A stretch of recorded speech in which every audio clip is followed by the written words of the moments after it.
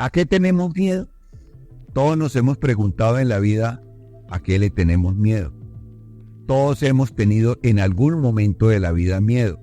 El problema no es tener miedo. El problema es que ese miedo se mantenga y se convierta al futuro en una enfermedad. Nosotros hemos tenido miedo desde el inicio de la humanidad. Desde el momento mismo que bajamos de los árboles y nos convertimos en presas para los depredadores. Y nos permitió a nosotros defendernos y aprender a luchar contra esos depredadores y que no nos agredieran. Hoy sabemos que existe en el cerebro un núcleo que se llama el núcleo amigdalino, que es donde confluyen y se asocian todos los estímulos sensitivos sensoriales que generan la sensación de miedo y que le permiten al cuerpo crear condiciones, herramientas mentales, sensitivas, corporales, y dentro de las corporales el temor, el paralizarme, el no correr o el salir corriendo para que ese depredador o eso que me causa miedo no me agreda. Y estímulos sensitivos como es el estímulo, el estrés, que me genera saber que voy a confrontarme a un cuerpo extraño. Storr, uno de los más grandes investigadores sobre el miedo, plantea que el miedo no es nada diferente que una respuesta del organismo ante una agresión.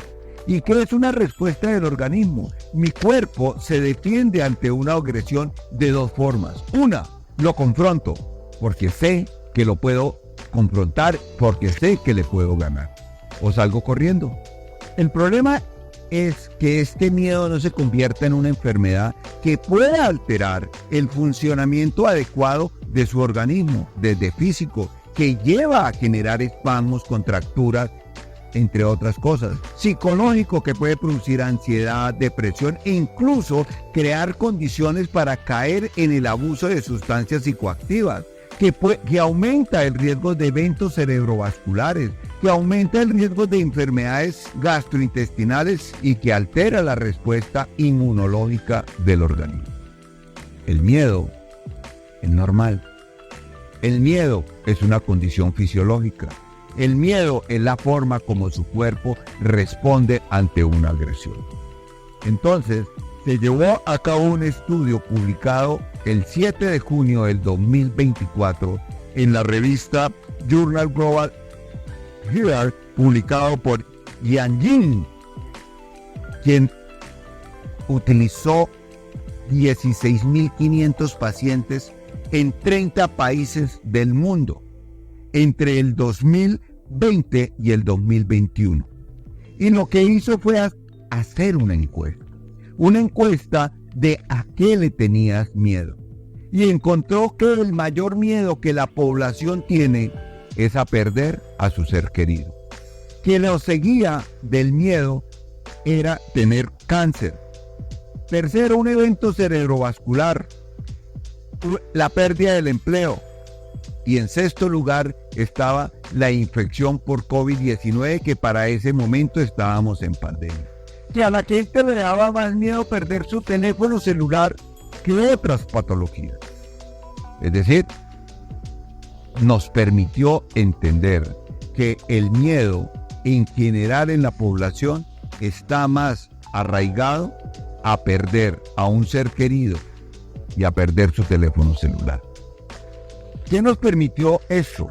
Alguien se pregunta, ¿por qué sirve? ¿Qué nos permitió hacer? ¿Para dónde íbamos?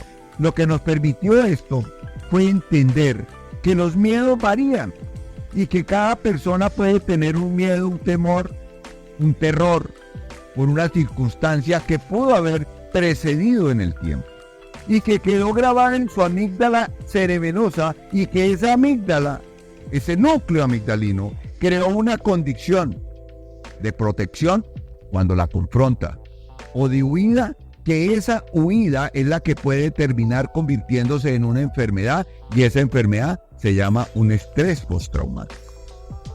¿Por qué es importante todo esto? Porque si yo conozco mis temores, si yo conozco mis debilidades, muy probablemente tengo herramientas estructurales para confrontarlas, para resolverlas.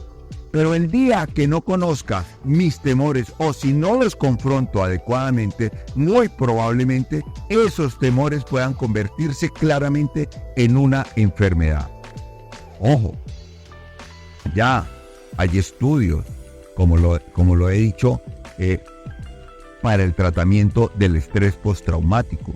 Y este estudio fundamentalmente está hecho con psilocibina, que permite disminuir en una forma importante y que está en mora de ser aprobado por la FDA.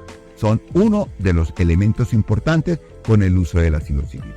De tal manera que cuando nosotros nos confrontamos a un estrés, cuando nos confrontamos al temor de algo que nos pueda pasar, el problema no es confrontarlo, es cómo lo confronto. ¿Cómo lo confronto? Pero si sientes que esta confrontación a lo que estás viviendo no le permite tener tranquilidad, afecta su salud física, afecta su salud mental, está afectando su comportamiento cardiovascular, su problema gastrointestinal, ojo, ya se está convirtiendo en una enfermedad y probablemente se llame estrés postraumático. Hoy tienes en este momento que tener la posibilidad de acudir a un especialista, a tu médico, para que le comente lo que está pasando y de esta manera poder entrar a resolverlo.